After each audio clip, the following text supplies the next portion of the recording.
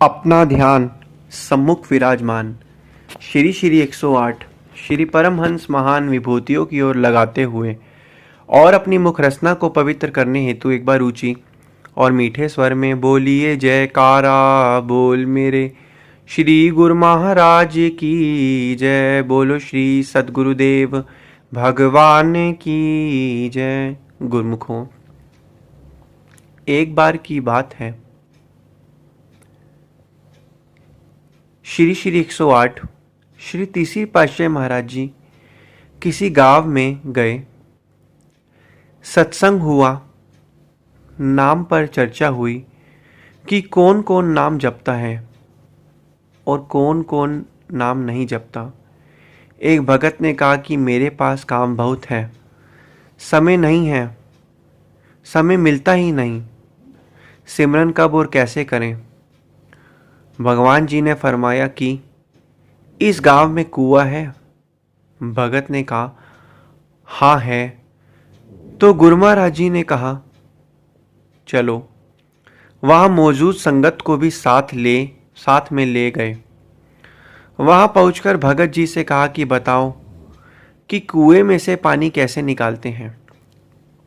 भगत जी ने कहा रस्सी व बाल्टी की सहायता से। प्रभु जी ने कहा हमें निकाल कर बताओ। भगत जी ने बाल्टी को रस्सी से बांधकर बाल्टी कुएं में गिरा दी और रस्सी का आखिरी हिस्सा अपने हाथों में रखा। गुरु जी ने कहा कि इस आखिरी हिस्से को क्यों पकड़ रखा है। तो भगत बोला इसे छोड़ देंगे तो पानी नहीं मिलेगा और बाल्टी भी कुएं में गिर जाएगी। तो परमात्मा मौज में आ गए और वचन फरमाए अगर संसार रूपी कुएं से संतोष रूपी जल चाहिए तो श्वास रूपी रस्सी से नाम अभ्यास करो। जो सिरा तुमने रस्सी का अपने हाथ में रखा उसके कारण बाल्टी भी बची रही और पानी भी मिला। उसी प्रकार समय का कुछ भाग भजन सिमरन के लिए अवश्य अपने हाथ में रखें। तो गुरुमुखों, कहने का तात्पर्य यही है कि समय तो बीतता जा रहा है, लेकिन संत महापुरुष तब भी जीव को हमेशा बताते हैं, चिताते हैं कि ए मनुष्य, किस लिए दुनिया में आया, समझा नहीं इस राज को, लग गया रोजी की फिक्र में, भूल गया असली बात को। हे मनुष्य, फिक्र रोजी की छोड़, जिक्र कर भगवान का। फिक्र तेरी आप करेगा जिसने जामा दिया इंसान का।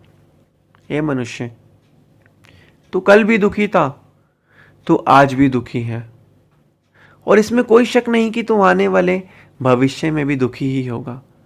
लेकिन दुखी होने का कारण क्या है कि तूने अपनी सुरती, जो सूरत रूपी रस्सी है, वो कहाँ पर फंसाई हुई है। संसार के नश्वन पदार्थों के अंदर तूने उस सुरती को फंसाया हुआ है, जिसके कारण तू संतोषी की जगह असंतोषी जीवन को व्यतीत कर रहा है।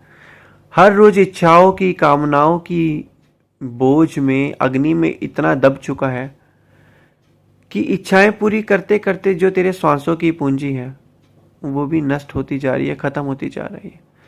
आज तू जितने भी साल का है, क्या तूने अनुभव किया कि जितने भी साल का है, चाहे तू 15 साल का है, 20 साल का है, 25 का है, 35 का है, 50 का है, 70 का है, 60 का है, कि तूने कितने श्वास अपने ऐसे वेस्ट कर दिए। कितने श्वासों में तूने श्री सद्गुरुदेव महाराज जी का नाम जपा। क्योंकि मरते समय तो अगर सब कुछ ही बॉडी के हिस्से अलग अलग हो जाएंगे तो एक श्वास तो जो है वो तो चलेगा ही चलेगा। तो तूने क्या किया? चलो कुछ नहीं किया तो अब थोड़ा सा इस काम पर ध्यान दो। अपने दिन में से कुछ हिस्सा भजन अभ्यास और बंदगी में लगाओ। भजन अभ्यास और बंदगी में जब कुछ हिस्सा लगाओगे तो उस हिस्से से तुम्हारा ही फायदा है। तुम्हें दिन में मन की शांति, जो संसार में रहते हुए जो मन आपका शांत है, वो मन की शांति भी आपको मिलती ही रहेगी। तो इसलिए गुरुमुखों, संतों, महापुरुषों के तो यही वचन है। यह वचन वो पहले भी फरमा रहे थे, आज भी फरमा रहे हैं और आगे भी फरमाते रहेंगे। अभी हमारे ऊपर है कि हमने इनके वचनों को क्या मान चुके थे या मान रहे हैं या कब मानेंगे, ये आपके ऊपर है। तो इसलिए गुरुमुख को भक्ति के 5 नियम की पालना करनी है, भजन बंदगी में ध्यान लगाना है, श्री सद्गुरुदेव महाराज जी की आज्ञा और मौज में चलना है, तभी हम इस भवसागर से पार हो पाएंगे। और जो सच्ची खुशी, सच्चा आनंद जीने के लिए ही हमें ये जो मानुष तन मिला है, वो भी जी के अपना जो है ये लोक और परलोक दोनों ही सुखी और सुहेला बना पाएंगे। बोलो जयकारा बोल मेरे श्री गुरु महाराज की जय। बोलो श्री सतगुरुदेव भगवान की जय।